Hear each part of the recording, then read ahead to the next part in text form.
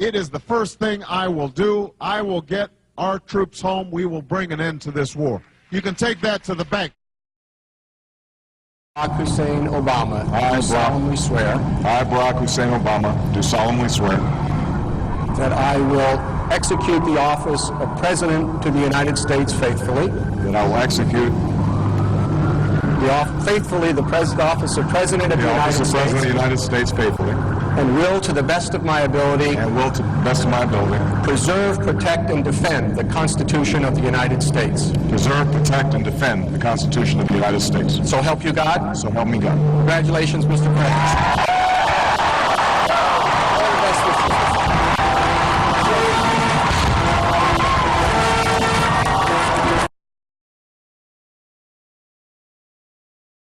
President Obama has committed 30,000 more troops to Afghanistan.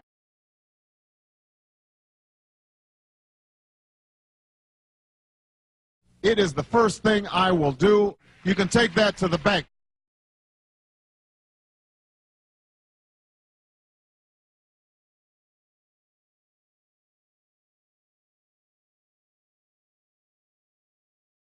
After months of making up his mind, the U.S. president has revealed his plan for Afghanistan, escalating the war at the fastest possible pace. His plan for Afghanistan. His plan for Afghanistan. His plan for Afghanistan.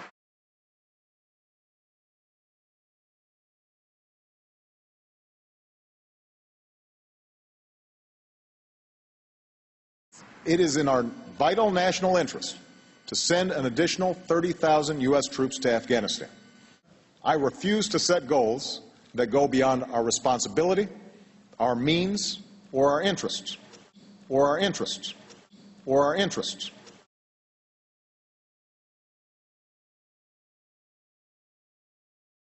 So we're looking at a $33 billion per year increase. If we're going to be there for 3 years, we're looking at $100 billion spending. All this cash will be injected into warfare when millions of Americans live without jobs and homes. After months of deliberation, Barack Obama will now be putting in place his plan for the Afghan war. So let me say this as plainly as I can.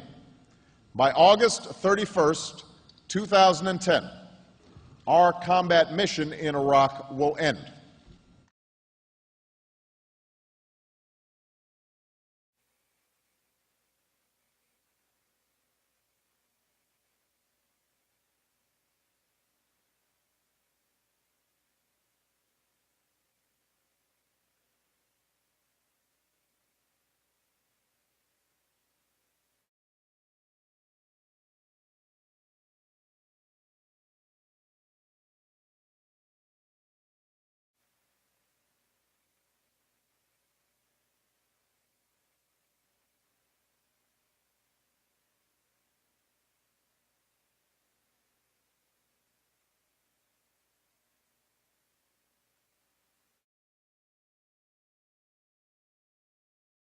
Push him that way!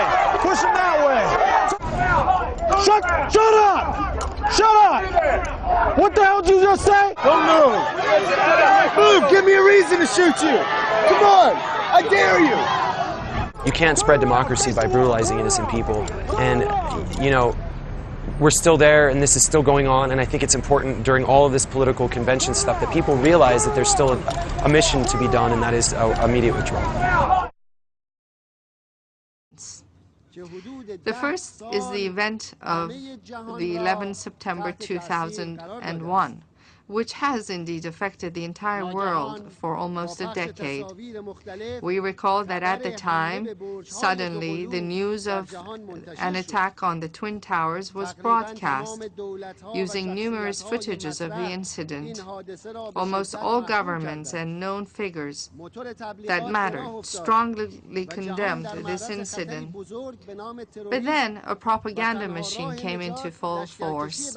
It was implied that the whole world was now exposed to a huge danger, namely that of terrorism, and that the only way to save the world would be to deploy forces into Afghanistan. Eventually, Afghanistan and shortly thereafter, Iraq were occupied. Now, please take note. It was said that some 3,000 people were killed on September 11, for which we are all very saddened. Yet, up until now, in Afghanistan and Iraq, hundreds of thousands of people have been killed, millions wounded and displaced, and the conflict is still going on and expanding. In identifying those responsible behind the September 11 attacks, there were three viewpoints. First, that a very powerful and complex terrorist group, able to successfully cross all layers of the American intelligence and security, carried out the attack.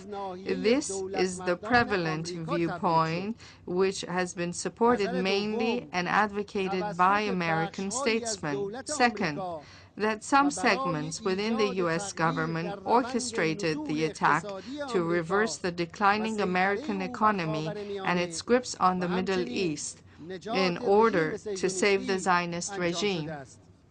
The majority of the American people, as well as most nations and politicians around the world, agree with this view. Third, it was carried out by a terrorist group, but that the American government supported and took advantage of the situation. Apparently, this viewpoint has fewer proponents. The main evidence for this viewpoint links the incident with a few passports found in the huge volume of rubble and a video of an individual whose place of domicile was unknown, but it was announced that he had been involved in oil deals with some American officials. It was also covered up and said that due to the explosion and fire, no trace of suicide attackers was found. Regardless of each of these three viewpoints, there remain a few questions to be answered. First, would it not have been sensible that first a thorough investigation should have been conducted by independent groups to conclusively identify the elements involved in the attack and then map out a rational plan to take measures against them? Second, assuming the viewpoint of the American government, is it rational to launch a classic war through widespread deployment of troops that led to the death of hundreds of thousands of people to counter a terrorist group? The United States does not meddle in Iran's internal affairs. Our commitment, our responsibility, is to stand up for those rights that should be universal to all human beings. That includes the right to speak freely, to assemble without fear, the right to the equal administration of justice, and to express your views without facing retribution against you or your families. I want the Iranian people to know what my country stands for.